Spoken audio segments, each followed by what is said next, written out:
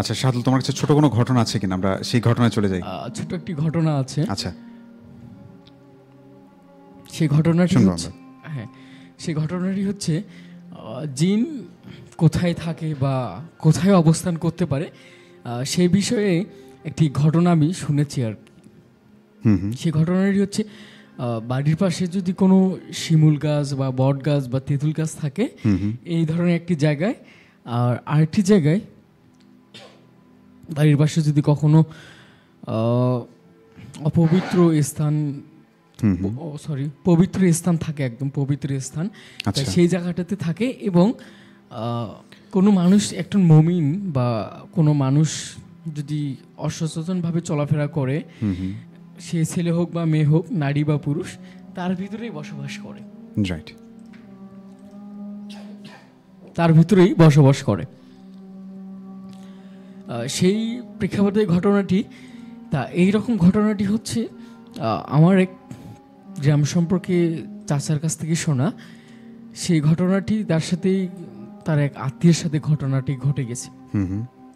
তাদের বাড়ির পাশে সে মানুষটি সবসময় মাঝে মধ্যে নামাজ পড়তো, আবার নামাজ ছেড়ে দিত। তা বিভিন্ন ধরনের উনি কুসংস্কারে বিশ্বাসী ছিল।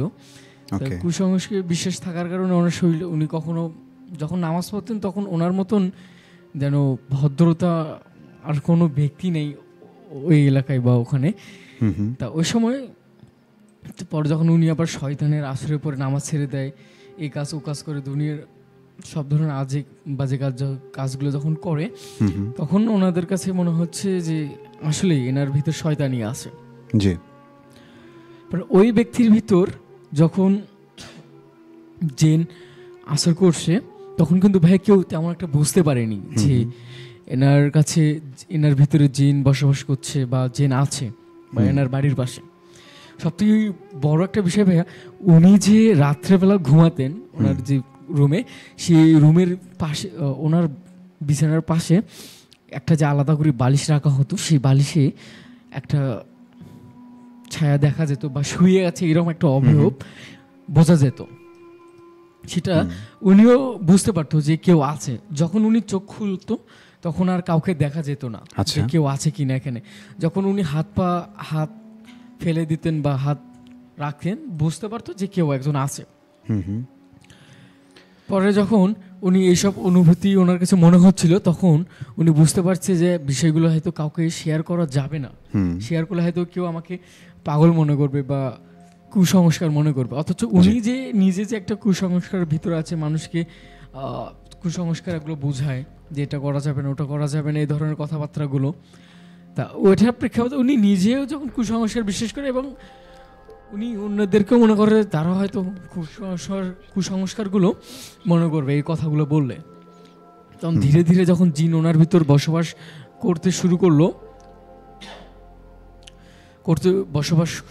করা শুরু হলো, তখন উনি ধীরে ধীরে যেন একটি মেন্টালি পরিণত হয়ে যাচ্ছে। ওনার ভিতরটা যেন একদম শূন্যতার ভিতর শূন্য হয়ে যাচ্ছে, রক্ত শূন্যতা, কঙ্কালের যেমন একটা অবস্থা হয়ে যায় সেই রকম।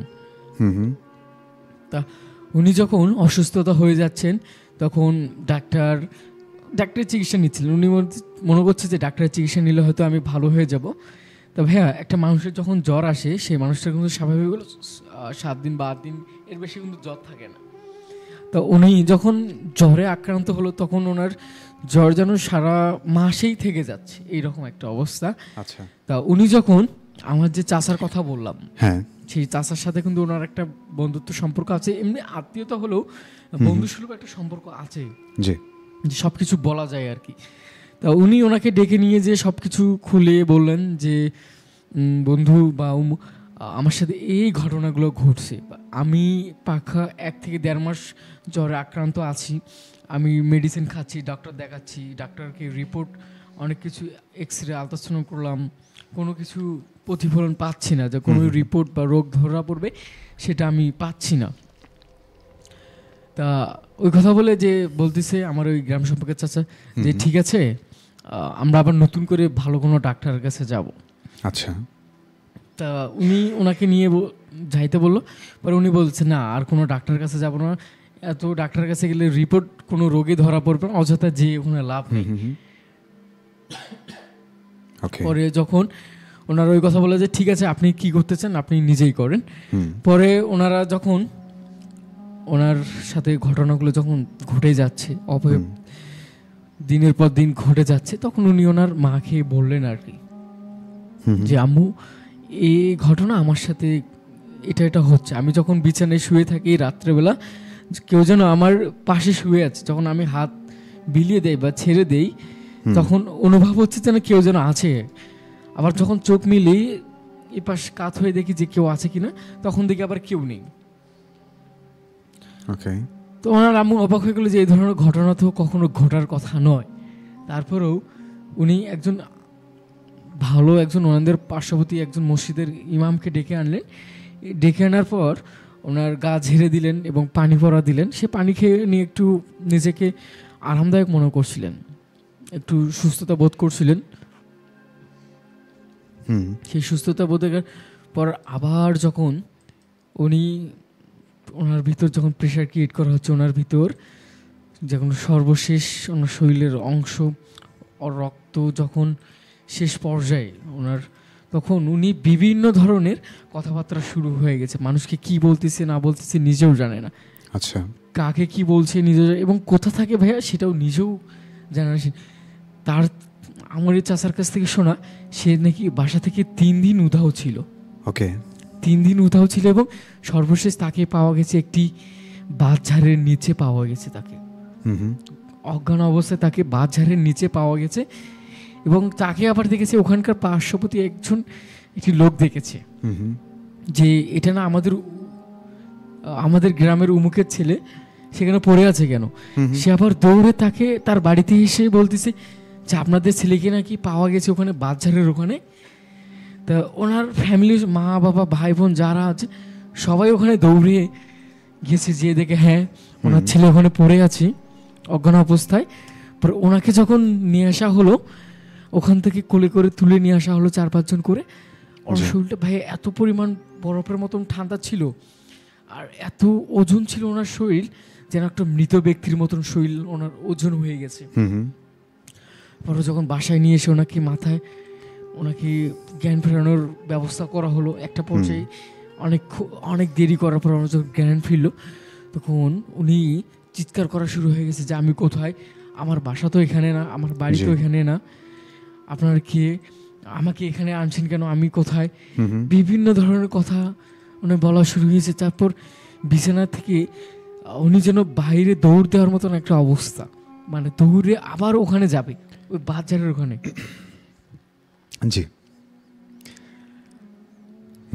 বাজার দিয়ে আবার ওখানে দৌড় দিয়ে আবার ওখানে যাবেছি, আমি ওখানে যাবো কেউ যেন আমার জন্য ওখানে অপেক্ষা করছে, আমাকে ছেড়ে দাও 4-5 জন মিলেও ভাইয়া ওনাকে আটকাতে পারছিল না, কেউ আটকাতে পারছে না এখন অবস্থা। পরে ওনাকে সর্বশেষ ওনাকে কেউ আটকাতে না পারে রশি দিয়ে বেঁধে ওখানে খাটের সাথে বেঁধে রাখা হয়েছিল, কিন্তু একটা পর্যায়ে খাটের রশি ছিঁড়ে উনি দৌড় দিয়ে ওই বাজারের কাছে আবার গেছে। আচ্ছা, মানে ওনাকে বেঁধে রাখা হয়েছিল, তারপরও কেউ আটকাতে পারেনি এবং একটা সময় রশি ছিঁড়ে চলে গিয়েছিল ওখানে, আবার গিয়েছে ওখানে। আচ্ছা, যাওয়ার পর উনি বলতেছে আমি এসেছি, তোরা কোথায়, আমাকে একা রেখে গেছিস কেন, আমাকেও নিয়ে যা, আমি যেতে চাই তোদের সাথে, আমাকে এখানে ভালো লাগে না, তোরা আমাকে দ্রুত নিয়ে যা। কথা বলতে বলতে তখন উনি যখন একটা ঝাঁকি দেওয়ার পর উনি যেন ঘোরা শুরু হয়ে গেছে, বাচ্চাটা চতুর্পাশে ঘুরতেছে ভাইয়া, বাচ্চাটা চতুর্পাশে ঘুরতেছে। এনার মা বাবারা আবার ওই হুজুরকে ডেকে নিয়ে যে হুজুর আবার এখান থেকে ছুরা পড়ে কোরআন তেলাওয়াত করে ওনাকে দূর থেকে ফুঁক দিচ্ছিল এবং মাটি ওনার দিকে ফিকে মারছিল, ছুঁড়ে মারছিল এবং মাটি ওনার শরীরে স্পর্শ করার সাথে সঙ্গে সঙ্গে উনি শান্ত হয়ে যাচ্ছে। আচ্ছা, শান্ত হয়ে গেছে এবং ওখানে উনি বলা শুরু হয়েছে, ওনার আম্মুকে বলতেছে আম্মু আমি এখানে কেন, আমার তো বিছানায় থাকার কথা, আমার রুমে থাকার কথা। পরে ওনার আম্মু হুট করে যখন ওই কথাগুলো বলতে যাচ্ছে তখন হুজুর নিষেধ করলো, আপনারা এখন ওকে এইসব কিছুই বলবেন না, ওকে বাসায় নিয়ে যান। তারপর আমি যে ওর গাটা বন করে দিচ্ছি, পানি পরা দিচ্ছি, তারপর আপনাদেরকে যেটা যেটা করতে বলতেছি আপনারা সেটা সেটা করবেন। পরে ওনাকে যখন বাসায় নিয়ে গেল, বাসায় নিয়ে যেয়ে গোসল করালো, গোসল করে নিয়ে হুজুর আসলো, হুজুর জহরের নামাজের পর আসলো, আসার পর ওনাকে গা ঝেড়ে দিল, পানি পরা দিয়ে আবার শরীরটা ঝেড়ে দিল, পানিগুলো ওনার শরীরে ছিটিয়ে দিল কয়েক ফোঁটা, এবং ওনাকে একটা তাবিজ দিল, তাবিজটা 7 দিন রাখতে বলছে, এবং আরেকটি তাবিজ দিল, সেটা ওনার বালিশের মানে চোখের যে তোষকগুলো যেগুলো বলি ভাই আমরা, সে তোষকের নিচে রাখতে বলছে, উনি যেই জায়গাটায় থাকে, তাহলে ওনার ভিতর স্পর্শ করতে পারবে না। এবং ধীরে ধীরে সে সুস্থতা বোধ করতে এখন সুস্থ হয়ে ওঠে। আচ্ছা। এবং তারপর থেকে আর তার সাথে কোনো ঘটনা ঘটেনি, এখন পর্যন্ত সে সুস্থ আছে। আর সুস্থ আছে। হ্যাঁ। তো শাহাদুল, এই ছিল ঘটনা, অনেক একটা দারুণ একটা ঘটনা ছিল, বেশ চমৎকার, এবং উপস্থাপনার ধরনও বেশ ভালো লেগেছে আমার কাছে।